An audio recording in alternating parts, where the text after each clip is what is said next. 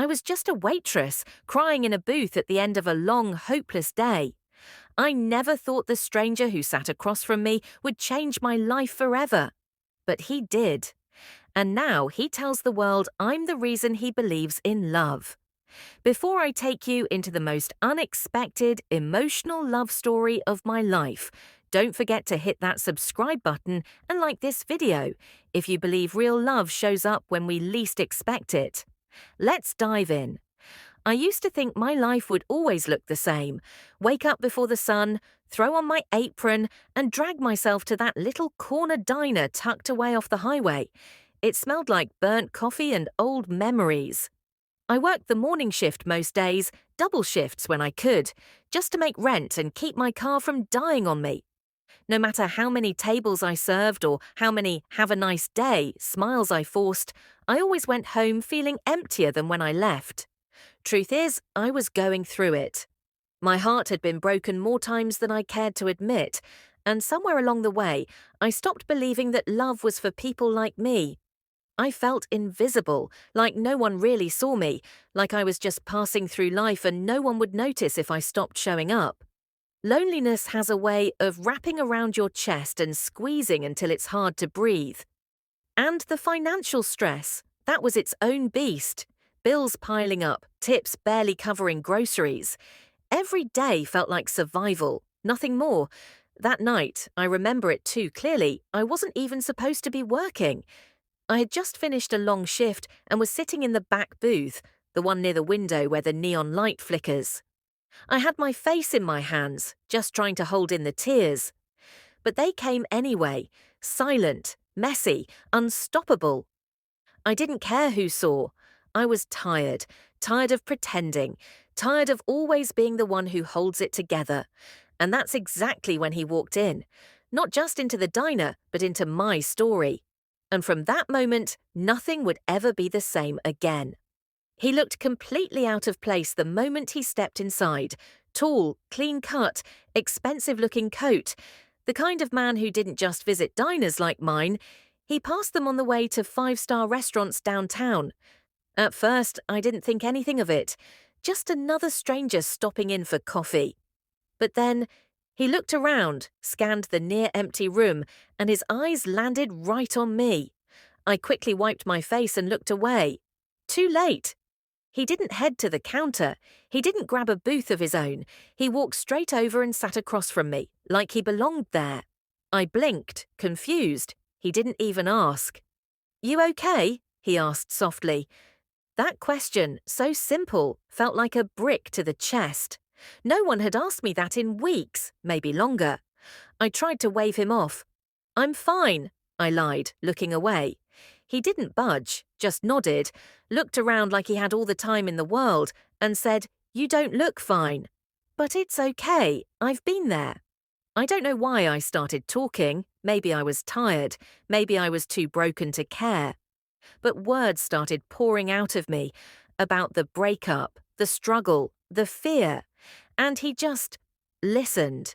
Not the fake nodding kind of listening, real, focused, patient. His name was Jacob. At least that's what he told me. He didn't say much about himself, just that he was passing through on business. He had this calm about him, like nothing could shake him, like he knew things would always be okay. After a while, he stood, placed a $100 bill on the table, and handed me a business card. "If you ever need someone to talk to, call me." And then he was gone. I didn't call him, not that night, not the next. The card sat untouched on my dresser, right next to a pile of unopened bills and half-finished prayers. I told myself it didn't mean anything. He was just being polite. Rich men felt sorry for girls like me all the time. That's what I assumed anyway. But he came back. 3 days later, same booth, same time. Late when the diner was nearly empty. I had just finished wiping down the counter when I saw him walk in, wearing that same quiet confidence like a second skin. "You didn't call," he said, sliding into the booth without asking. I didn't know what to say. I stammered something awkward like, "I didn't think you meant it." He looked at me, really looked at me, and said, I don't say things I don't mean. That night we talked again. This time it was less about my pain and more about life, dreams, memories. We laughed. I don't even remember what we laughed about, but it felt good, like warm soup on a cold day. From then on, it became a thing. He'd show up once or twice a week, always late, always in the same booth, and we'd just talk, sometimes for hours. I never asked what he did, and he never brought it up. It was like this quiet little world we created, just the two of us, tucked away from real life. One night, after walking me to my car, he looked at me and said, "You have no idea how rare you are." It caught me off guard. I wasn't used to compliments that didn't feel like pickup lines, but with him it always felt different, safe, honest. Like he saw something in me I had forgotten was there. I don't know what finally made me do it, but one slow afternoon at the diner, I pulled out that card and typed his name into Google, and my heart stopped. Jacob Hayes, billionaire, tech genius, investor, philanthropist. His face was on magazine covers, his name linked to million-dollar companies and global charities. I stared at my screen, frozen. This man, the one who sat in my booth like it was the most natural thing in the world, was one of the richest men in the country. My stomach twisted. Suddenly, every conversation, every kind gesture, it all felt different. Not bad, just heavy. I felt small, unimportant. Like I'd been part of some strange movie I didn't audition for. I didn't know what to do. I didn't text. I didn't show up to our booth. I avoided him for a full week thinking, what could someone like him possibly want from someone like me? But just when I thought I'd messed it all up, he came back. This time I was behind the counter. He walked in, calm as ever, and said, "You Googled me, didn't you?" I nodded, embarrassed. He sat down, leaned on the counter, and said something I'll never forget. "I was hoping you wouldn't, but I was more afraid you'd disappear when you did." I bit my lip, trying not to cry. "Why me?" I asked. "You could be with anyone." He smiled.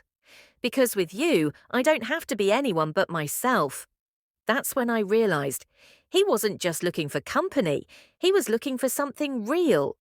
And somehow, in the middle of my messy little life, he saw something in me that even I had stopped believing existed. Something worth staying for. From that moment on, things shifted. We weren't just two people meeting up in a diner anymore. There was something deeper forming between us. Something I didn't want to name out loud just yet. I was scared. Scared to fall. Scared he'd change his mind. Scared I wasn't enough. But he never gave me a reason to doubt him. After every late-night shift, he'd be there, either waiting at the booth or outside to walk me to my car. Sometimes he'd bring tea instead of coffee. Sometimes he'd bring books he thought I'd like. Once he brought me a sketchbook because I'd told him I used to draw. No one had ever paid that kind of attention to me. He never tried to impress me with money or gifts. It wasn't about that. He listened. He remembered. He made me feel seen, like I wasn't just some girl with a name tag and tired eyes. One night, some guy came into the diner, loud, drunk, and nasty. He cornered me near the coffee machine, saying things that made my skin crawl. Before I could even react, Jacob was there. He didn't yell. He didn't cause a scene. He just stepped between us and said firmly, "You need to leave." Now? The man backed off, grumbling as he left. Later that night, I told Jacob I didn't need saving. He nodded. "I know," he said, "but you deserve someone who'll stand beside you anyway." That night, after walking me to my car, he stopped, looked at me in this quiet, serious way. "I don't want to pretend anymore," he said. "I'm falling for you." And right there, under the glow of a flickering diner sign, I kissed him.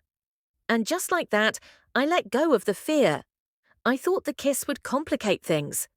That maybe he'd pull away, that I'd wake up the next morning and realize I'd imagined it all.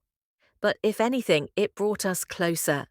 From then on, he stopped showing up late. He started coming early, sometimes just to sit with me before my shift started. Sometimes he'd bring breakfast, other times he'd just sit in silence while I finished prep work. The kind of silence that feels comfortable, like home. But things didn't stay quiet for long. One evening, we were walking through a park after one of my shifts, just talking, holding hands, and someone snapped a photo of us. I didn't even notice. But the next day, it was everywhere. Billionaire Jacob Hayes seen with mystery woman. Diner girl dating tech mogul. My phone blew up. People from high school, co-workers, strangers. Suddenly, everyone had something to say about me, about us.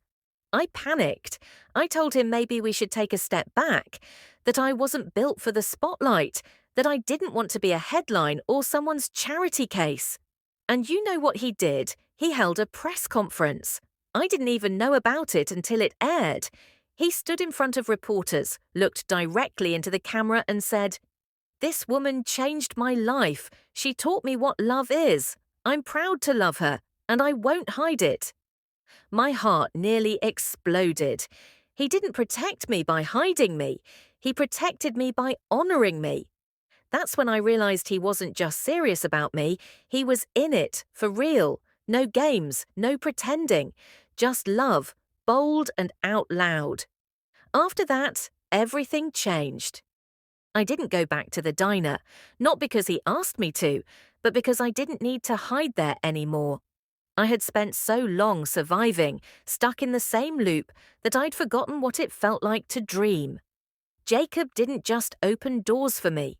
He reminded me that I had the power to open them myself.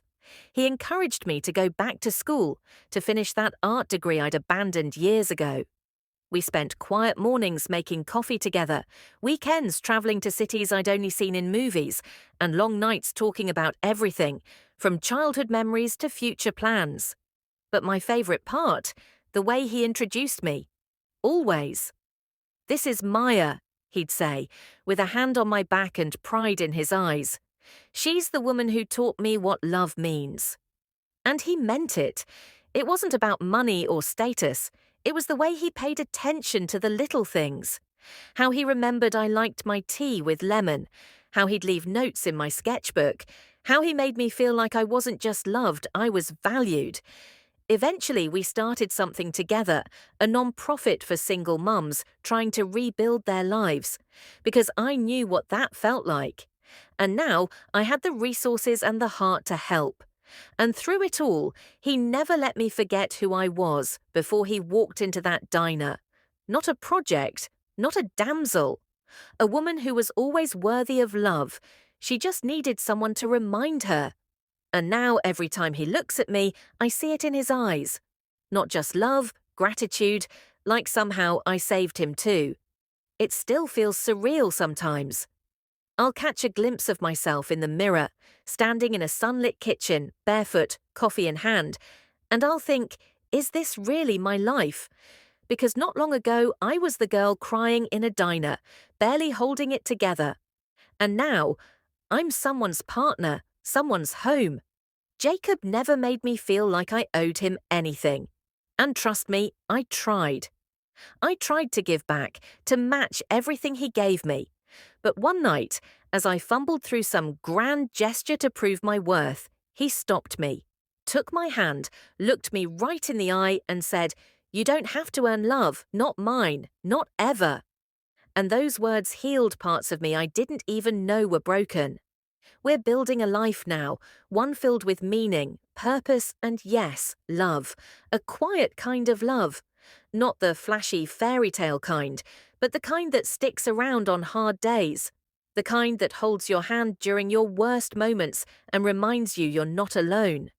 People still talk, of course. They say things like, "She got lucky," or "must be nice to be rescued." But what they don't see is that I didn't need rescuing. I needed reminding of my strength, my value, my softness. And Jacob. He didn't give me those things. He just helped me find them again. Now when I walk into a room, I walk in knowing who I am. Not because of him, but because of me. But I'm forever grateful that he saw me when I was invisible. Because sometimes All it takes is one person, one moment, one diner at midnight to change your whole life. If you felt this story in your heart, leave a heart in the comments. Don't forget to subscribe for more love stories like this. Because sometimes love doesn't knock, it walks right in when you least expect it.